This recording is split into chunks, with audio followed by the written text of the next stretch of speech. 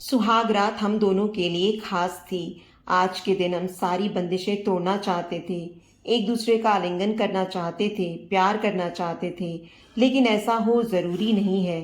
29 साल की उम्र में मेरे घर वालों ने मेरे लिए रिश्ता ढूंढना शुरू कर दिया था, पर मैं एक मैडम के साथ पहले से ही रिलेशनशिप में था।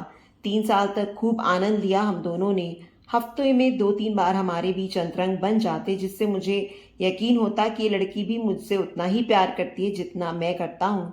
लेकिन एक दिन मैडम का प्रमोशन हो गया और उनकी तनख्वाह मुझसे ज्यादा हो गई। धीरे धीरे मेरे अंदर भी उन्हें कमी दिखने लगी और 3 साल का रिलेशनशिप खत्म हो गया, और उसी के साथ ये उम्मीद भी कि अब इससे शादी होगी। मैंने कई जगह ये प्रोफाइल बनाई और अपने लिए मॉडर्न लड़की ढूंढने लगा, क्योंकि जिसके साथ मैं था वो नए ख्यालात की लड़की थी। उधर घर वाले भी लड़की देखते, ज्यादातर लड़की गांव की या छोटे शहर की होती, और मैं फोटो देखते ही मना कर देता, ये बोल करके कि ये तो मेरे क्लास की नहीं है। मैं बैंगलोर में सॉफ्टवेयर इंजीनियर हूँ, बड़े बड़े लोगों के साथ उठना बैठना है। मुझे तो एक मॉडर्न लड़की चाहिए और अपने हिसाब से लड़की ढूंढता। लड़की मिलती तो बहुत थी, कई दिन तक बात भी होती, लेकिन अंत में या तो मेरे बिहेवियर पर सवाल उठता या इस पर कि मैं ज्यादा देर रात तक काम करता हूँ, या फिर इस पर कि मैं नॉनवेज खाती हूँ, तुम नहीं खाते तो शादी नहीं हो सकती। मतलब ऐसे रीजन दिए जाते जिसका कोई सर पैर नहीं होता, और लोग छोटी सी चीज भी एडजस्ट करना नहीं चाहते थे। मैंने भी मॉडर्न लड़के मिलने की उम्मीद छोड़ दी थी। तभी कुछ दिन बाद प्रीति का रिश्ता किसी ने बताया।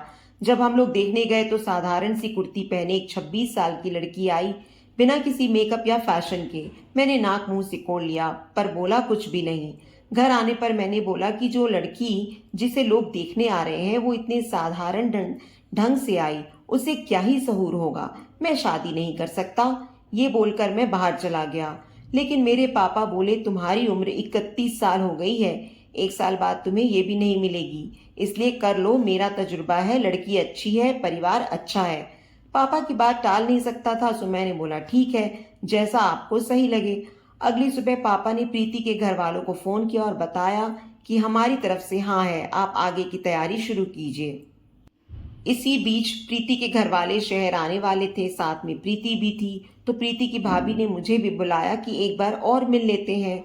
वहां गया तो भी प्रीति बिल्कुल साधारण ढंग से खड़ी थी, पर भाभी ने बात आगे बढ़ाते हुए बोला कि आप अपना नंबर दीजिए। मैंने नंबर दे दिया। 3-4 दिन बाद प्रीति की भाभी का फोन आता है और वो मुझे प्रीति का नंबर देती हैं और बोलती हैं जब सही लगे तो फोन कीजिएगा। मैंने उसी रात प्रीति से बोल दिया कि देखो, मैं एक अच्छी सोसाइटी में रहता हूँ, इतने साधारण ढंग से मेरे साथ ज्यादा दिन चल नहीं पाएगा। इतने में प्रीति ने बस ये जवाब दिया कि मैं कोशिश करूंगी। धीरे धीरे बात बढ़ने लगी और हम एक दूसरे की पसंद नापसंद को जानना शुरू कर दिए। आगे भविष्य में क्या करना है ये सब भी। अब प्रीति मुझे ठीक लगने लगी थी, लेकिन अभी भी मन में एक टीस थी कि वो गांव की है।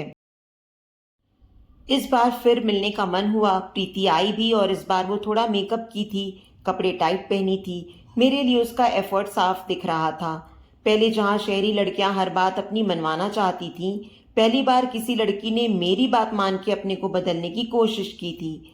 उस दिन मुझे प्रीति अच्छी लगने लगी और धीरे धीरे हमारी बात गंदी बातें होने लगी, पर वो बार बार शर्मा जाती। जैसे जैसे शादी की डेट नजदीक आ रही थी, हम दोनों के अंदर की आग भी बढ़ती जा रही थी। हमारी शादी हुई, सब अच्छे से हुआ, और अब बारी थी सुहाग रात की। हम दोनों बिस्तर पर बैठते हैं, थोड़ी देर बात होती है, फिर लेट जाते हैं। प्रीति मेरा हाथ अपने हाथ से पकड़ती है और हम दोनों एक दूसरे के चुंबन में खो जाते हैं। बस इसके बाद क्या हुआ मुझे कुछ नहीं पता। मैं सुबह 7 बजे उठता हूँ, देखता हूँ तो मेरे सुहागरात वाले कमरे में पूरा घर बैठा है। प्रीति का हाथ मेरे सर पर था, जो लगातार मेरे सर को सहलाई जा रही थी। मुझे कुछ भी नहीं पता कि क्या हुआ था।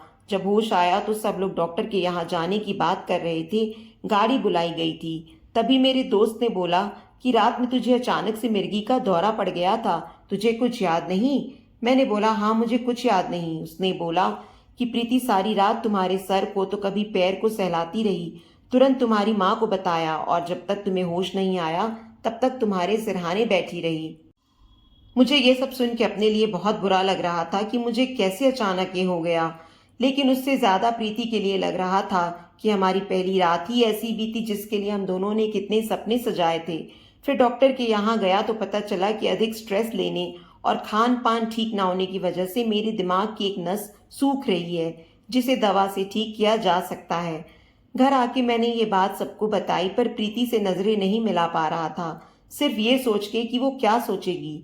इसे लगेगा हमने कोई बीमारी छिपा के शादी की है। लेकिन प्रीति ने एक भी बार इसका जिक्र नहीं किया। उल्टा जब मेरे आसपास होती तो मजाक करती और माहौल को हल्का करने की कोशिश करती।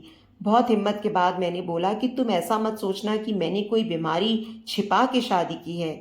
उसने तुरंत मुझे सीने से लगाया और बोला, कैसी बात कर रहे हैं, इंसान हैं आप भी, कभी भी बीमार पड़ सकते हैं। और मुझे पता है कि आपको कोई बीमारी नहीं है, बस काम का ज्यादा प्रेशर है।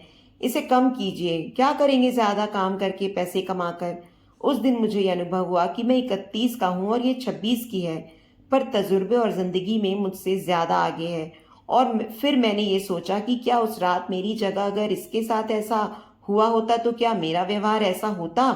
क्या मैं रात भर इसके सर पर हाथ रखता? जवाब था नहीं, क्योंकि मुझे पहले ही ये था कि ये तो गांव की लड़की है, मेरा और इसका स्टैंडर्ड एक नहीं है। फिर मैंने सोचा जिन लड़कियों को मैंने ऑनलाइन ढूंढा या जिसके साथ मैंने जिंदगी के 3 साल बिताए, क्या वो कभी ऐसा करती? जवाब था नहीं, कभी ना करती। उस दिन मुझे ये लगा कि भगवान आपके लिए सबसे अच्छा लाइफ पार्टनर चुन के भेजता है और ऐसी स्थिति खड़ा करता है कि ना चाहते हुए भी आपको उससे प्यार हो जाए। इसके एक हफ्ते बाद हम हनीमून पर गए और वो सब किया जिसकी प्लानिंग शादी से पहले चलती थी। लेकिन इस बार मैंने उसे पूरे मन से स्वीकार किया था और उसने भी मुझे पूरे मन से। तो प्रेम करने का आनंद असीम था। तो दोस्तों, उम्मीद करती हूँ आपको हमारी कहानी पसंद आई होगी। कहानी पसंद आई है तो वीडियो को लाइक करें, चैनल पर नए हैं तो चैनल को सब्सक्राइब करें और हाँ, नोटिफिकेशन बेल को ज़रूर दबाएं ताकि अगली अपडेट सबसे पहले आपको मिले।